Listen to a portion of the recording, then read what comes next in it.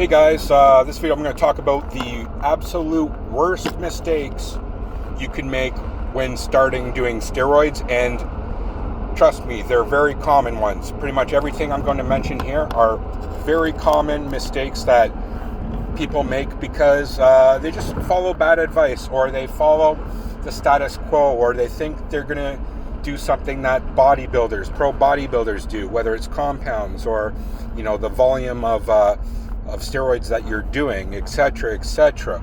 So I'm going to lay out the biggest mistakes people make, and then what actually you should be doing if you're starting steroids. Okay, but again, I'm going to give advice, not like something that's effective, something that isn't totally safe. So steroids, I just want to throw that disclaimer out there.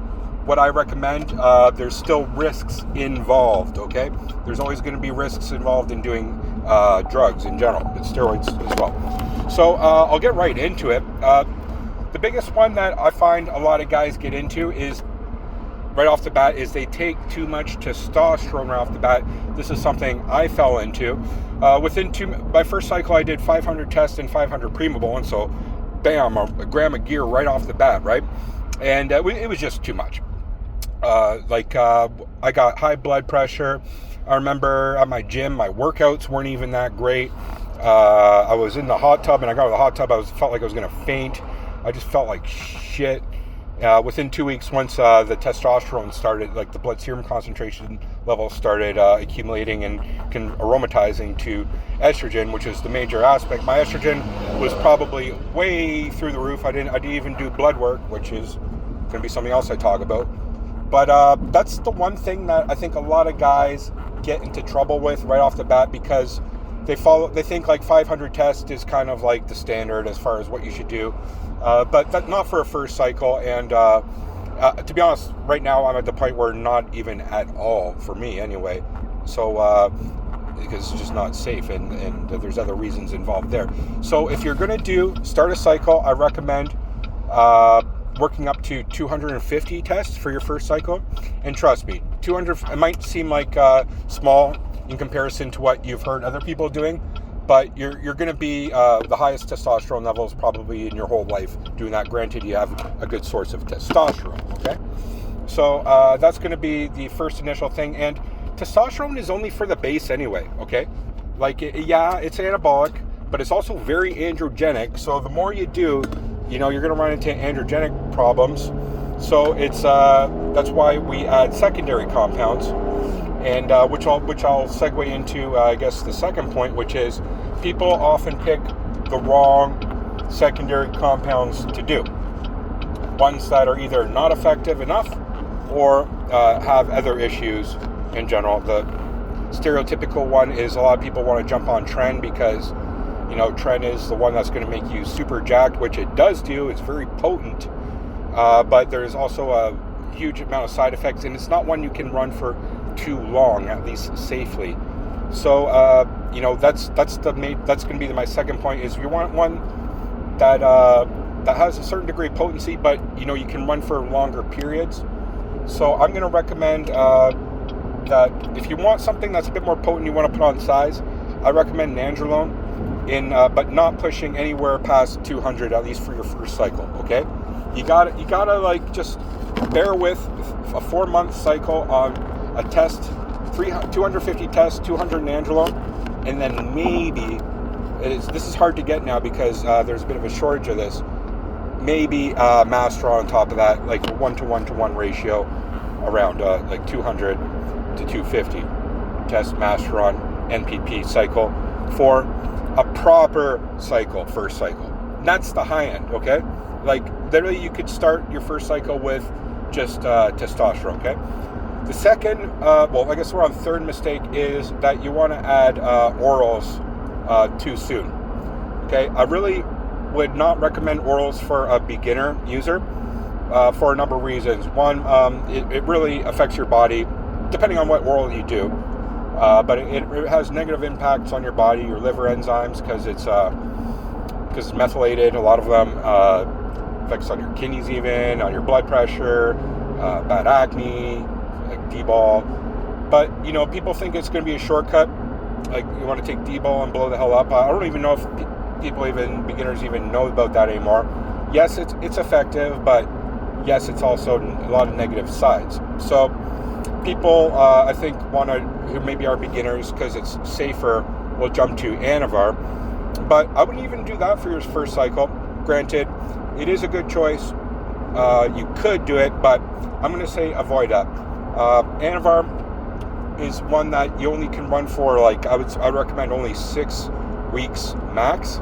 You could run it longer. I'm not saying you can't, but that's what I recommend based on my own experience. For one, it skews my lipids too much, and I really don't like my lipids being skewed for extended periods of time, because that has negative health consequences.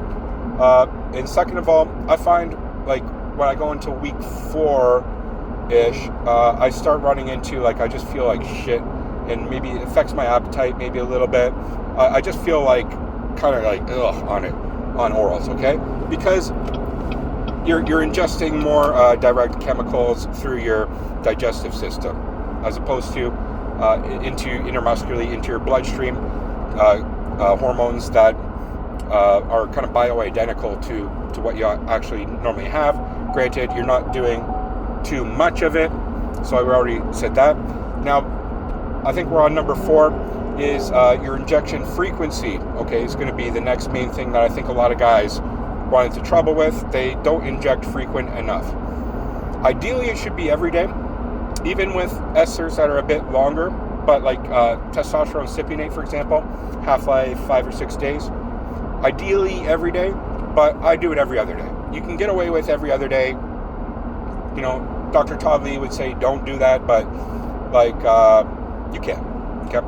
Now you could get away with every 5 days or so, but there's going to be more drastic fluctuations in your blood serum concentration levels, which is going to convert to things like DHT more and potentially aromatize more, and you're just not going to have the same stable serum levels. And if you want to check that out for yourself, go to steroidplotter, I think .com or .org or some shit, and plot your shit out. So that's going to be that. I guess one of the last things I'm going to mention is cycle length. Either people do it for too long or too short. People like people recommend 3 months as being a safe, cycle length.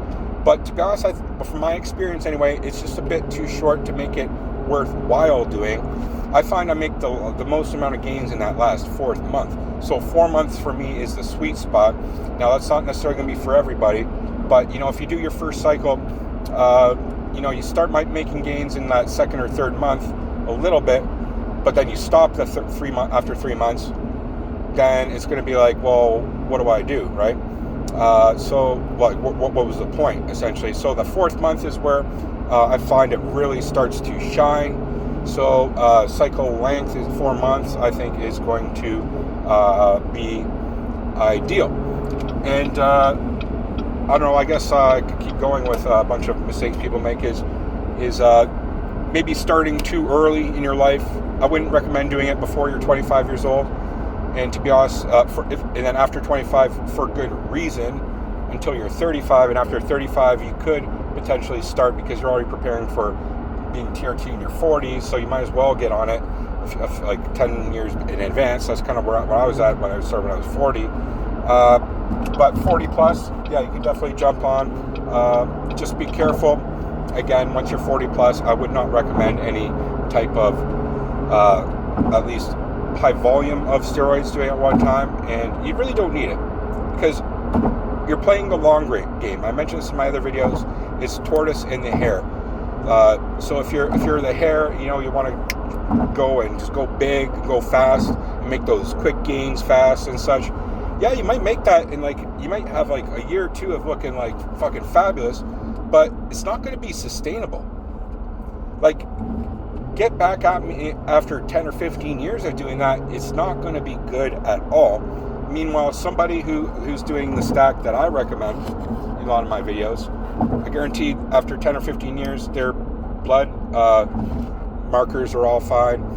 Everything's fine. They're making mad gains, and they're able to sustain themselves. Meanwhile, the other guys have left ventricular hypertrophy. Their hair's falling out. they look like 20 years older because all the androgens they're doing, because they follow some guy as advice on the internet. Granted, I'm some guy on the internet as well, but that's that. Now, the other thing a lot of guys don't do who are first starting is they don't get their blood work done at all, and I made that mistake myself. That's why I'm sharing with you right now, because when I started doing like high amounts of testosterone, for sure my estrogen was through way farther than what it should have been. It took about almost a year, I think, till I realized I got blood work done till I toned my testosterone down, and then since then everything's been good and gravy. So get your blood work done definitely before you start steroids, to see what your baseline's at, to see what your testosterone's at, your free testosterone, blood serum concentration level, estrogen, etc. Then ideally you want to do one mid-cycle and then do one post-cycle. Okay. So and then once you go off cycle, I don't even do PCT or anything. You can, but if you're jumping on steroids, you're probably going to have to continue on TRT. So make sure that you got a good TRT source. I guess this is another mistake people make, is they don't test their shit. They get a bad source, UGL source.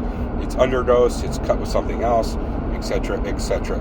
So that's pretty much it. I think I did a lot in about 11 or 12 minutes here that pretty much covered a lot of different topics. Anybody who's a beginner listening to this something should come out of this as you know, you should learn or understand a little better, etc. So that's what my advice is to you guys. If anybody else wants to chime in, I'm sure that there's a lot more other things I could talk about. I like to keep these short, sweet, and digestible for beginners. So thanks for watching, guys. Leave in the comment section below what you think about this video. Peace.